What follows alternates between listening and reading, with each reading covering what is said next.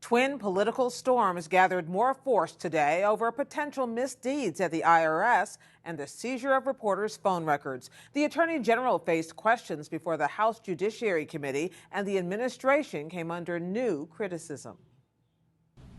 Now, my question isn't about who's going to resign. My question is, who's going to jail over this scandal?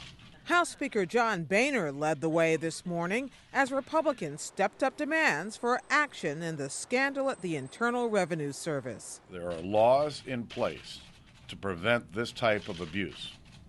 Someone made a conscious decision to harass and to hold up these requests for tax-exempt status. That followed last night's release of a report from the Treasury Department's Inspector General. It found the IRS used inappropriate criteria that identified for review Tea Party and other organizations applying for tax-exempt status based upon their names or policy positions. And there was more. USA Today reported that during the same period, the IRS approved perhaps dozens of applications from similar liberal and progressive groups. Mr. President. On the Senate floor, Republican Minority Leader Mitch McConnell pressed the White House to make sure the IRS cooperates fully with congressional investigations. These allegations are very serious. That there was an effort to bring the power of the federal government to bear on those the administration disagreed with in the middle of a heated national election. It actually could be criminal. And we're determined to get the answers. McConnell and the other 44 Republicans in the Senate signed a letter to President Obama demanding full compliance.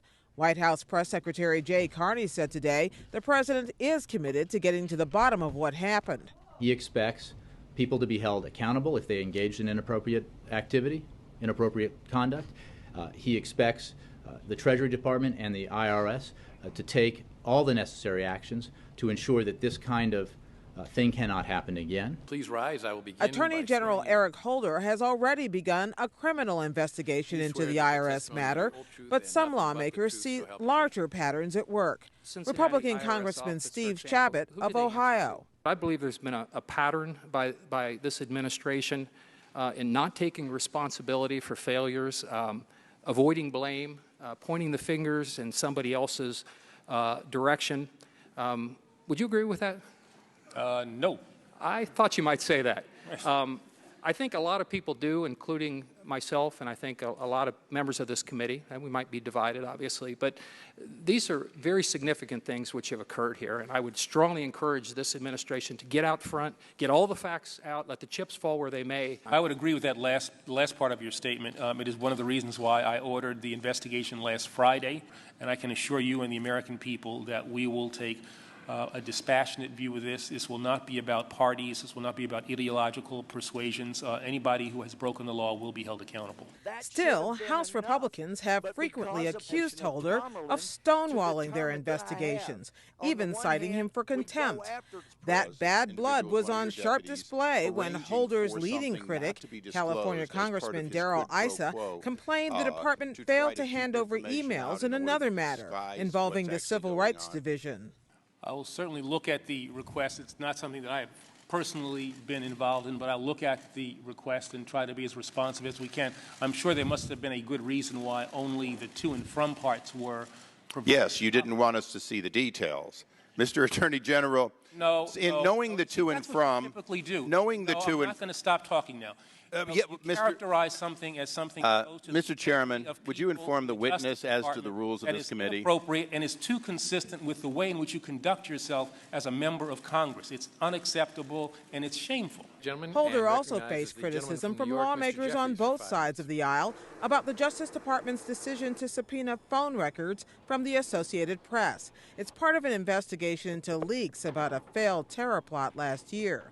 The Attorney General says he recused himself from the probe early on because he was one of the officials who had access to the information that was leaked. Instead, he named his deputy, James Cole, to handle the matter, and Cole, in turn, made the decision to seek the phone records. California Democrat Zoe Lofgren pressed him on that decision. Well, this is both an ongoing matter and an ongoing matter about which I know nothing. So I'm not in a position really to answer that question. But here's what I do think. I do think that at the conclusion of this matter, and when I can be back involved in it, that given the attention that it has generated, that some kind of after-action analysis would be appropriate.